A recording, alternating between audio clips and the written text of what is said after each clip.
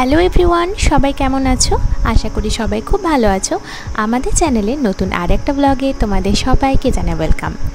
আসলে এই কয়েকদিন ধরে যেরকম রুটিনে আমাদের চ্যানেলে ব্লগ আসে সেটা বন্ধ ছিল, কিছুদিন একটুখানি বিরতি নিয়েছিলাম। আসলে ডেলিকার ব্লগ বানানোটা যে কতটা ঝক্কি সেটা একমাত্র ডেলি ব্লগাররাই বোঝে।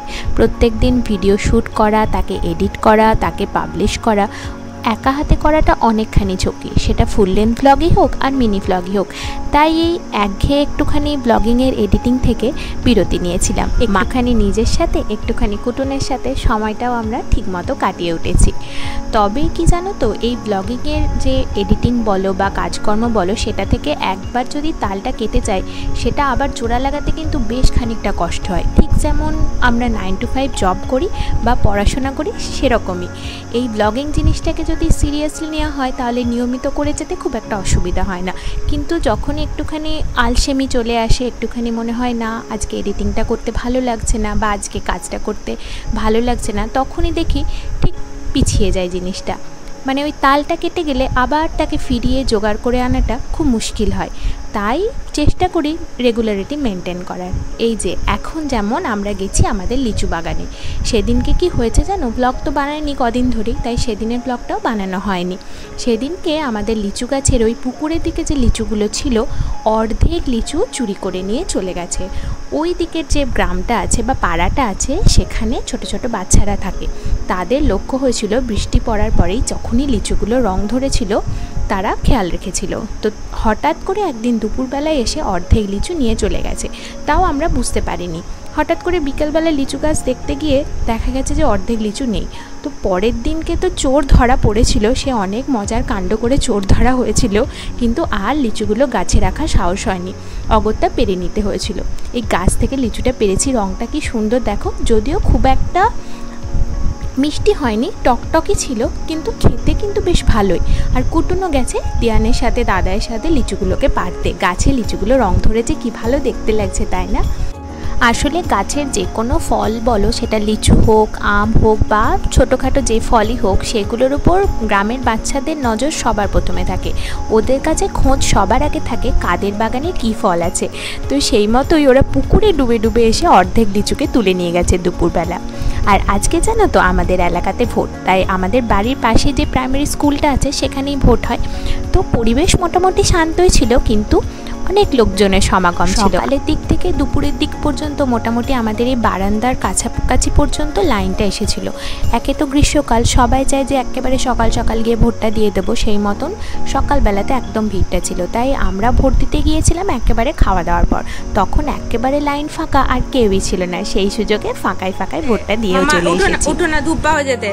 আচ্ছা, রাস্তা দিয়ে ওটা কি যাচ্ছে? না না, কি নাম ওটার? ট্রাক্টর? এইখানে এসে বলো কি যাচ্ছে গো মামা? ট্রাক্টরে কি যায়? ট্রাক্টরে কি যায়? ধান। ও, এটা হলো ভোট দেওয়ার পরের দিনকে সকালবেলা। কুটুনের দিয়ান তার দাদার সাথে যাচ্ছে দিয়ানের স্কুটিটা আনতে। দিয়ানের স্কুটিটা সারাতে দেওয়া ছিল, সেটাই আনতে যাচ্ছে ডিউটি যাবে বলে। আর কুটুন ওদিকে নিজের গাড়ি নিয়ে। আর এই গরমের দিনে কুটুন এখন আপাতত 5টা থেকে 5:30টার মধ্যে উঠে পড়ছে। আর সকালের দিকটা মানে ভোরবেলার দিকটা এখানটা মোটামুটি ঠান্ডা থাকে, অতটা গরম হয় না, হাওয়াটাও হালকা হালকা দেয়।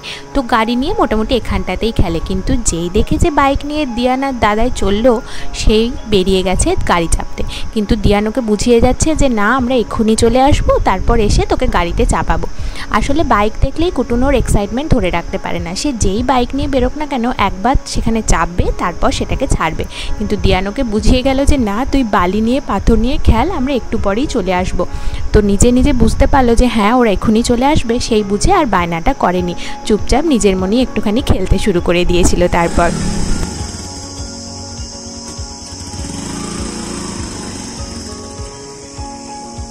কোথায় গেল মামা? কোথায় গেল দাদাই দিয়া? হুশ করে কোথায় গেল? কোথায় গেল? কোথায় গেল বাপু? মামা, বেশি খেলে কি হবে মামা? তারপরে কিসে করে হসপিটাল যেতে হবে? নিয়ে অ্যাম্বুলেন্স নিয়ে, তারপর হ্যাঁ, ডক্টর আঙ্কেল কি দেবে? ব্যাকু দিবি বাবাজি, আরো ব্যথা হবে তো। আরো ব্যথা হবে তো প্যাকু দিলে। বেশি খেও না, ধুপ্পা হয়ে গেলে কি হবে? ধুপ্পা হয়ে গেলে রক্ত বেরোবে, ব্যথা হবে। আর এটা কি তোমার হাতে? এটা কি কি এটা? হলুদ। কে খায়? আদর খায়, দিয়াও খায়। ও কুটুনের দাদাই আর দিয়া ফেরার আগে পর্যন্ত আমরা এখানটাতেই খেলেছিলাম, এখানেই সময়টা কেটে গিয়েছিল। তারপর দাদাই ফেরার পরে আমি গেছিলাম রান্নাঘরে কুটুনের জন্য লাঞ্চ বানাবো বলে। আজকে কুটুনের জন্য লাঞ্চে একটুখানি খিচুড়ি বানাবো ঠিক করেছিলাম, কিন্তু মুশকিলটা কি হয়েছিল জানো?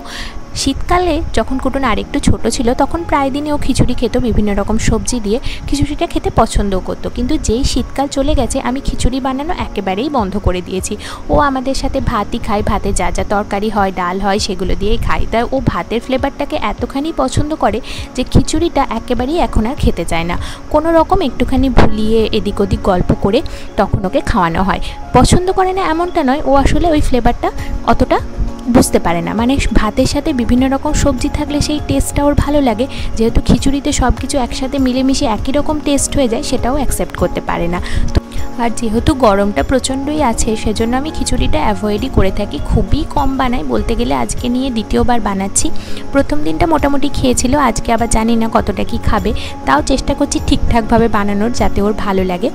তো এখন খিচুড়িটা মোটামুটি আমার কষানো হয়ে গেছে। এবার এটার মধ্যে পরিমাণ মতো জল দিয়ে আমি কুকারে সিটি মেরে নেব। আর এই মুগ ডালের খিচুড়িতে মুগ ডালটা সিদ্ধ না হলে না খিচুড়িটা বেশ ভালো লাগে না। আর আজকে যেহেতু বাড়িতে একটুখানি মাংস বানানো হবে সেজন্যই কুটুনের জন্য আমি খিচুড়ি বানাচ্ছি, না হলে খিচুড়ি আমি বানাই না, ও ভাতই খায়। আর ওকে আমি মটন দিই না এখনও, আর এই গরমে তো ওটা দিলে ও হজম টজম করতে পারবে কি না তারও একটা চিন্তা থাকে, সেজন্য একটুখানি খিচুড়ি বানিয়ে দিচ্ছি। আর আমাদের জন্য বাড়িতে আজকে মটনের ঝোল হবে। আর বাড়িতে আজকে একটুখানি মেঘলা মেঘলা ওয়েদার রয়েছে, সেই যে কবে বৃষ্টি হয়েছে এখনও আর বৃষ্টির দেখা নেই, তাই ভালো মতোই গরমটা পড়েছে আবার সেই আগেকার মতন। আর এদিকে আমার মাংসের মশলা কষানো হয়ে গেছে, এবার মাংসটা দিয়ে আর একটুখানি কষিয়ে এটাকেও সিটি মারতে দিয়ে দেবো। আর এই গরমে রান্না করাটা যে কী পরিমাণে কষ্টের কি বলবো। এই যে দেখো কি সুন্দর সিদ্ধ হয়েছে, দেখো মুগ ডালটা। মুগ ডাল আর চালটা আমি আগের রাত থেকেই ভিজিয়ে রেখেছিলাম যাতে ভালোভাবে সিদ্ধ হয়ে যায়, না হলে মুগ ডালগুলো বড্ড চাল চাল মতো হয়ে থাকে, সিদ্ধই হতে চায় না। এবার কড়াইয়ের মধ্যে একটুখানি ঘি আর জিরে ফোড়ন দিয়েছি, এবার খিচুড়িটা একটুখানি সাঁতলে নেব। আর এদিকে মটনও আমার কষানো হয়ে গেছে, এটাও আমি প্রেসার কুকারে দিয়ে দেবো।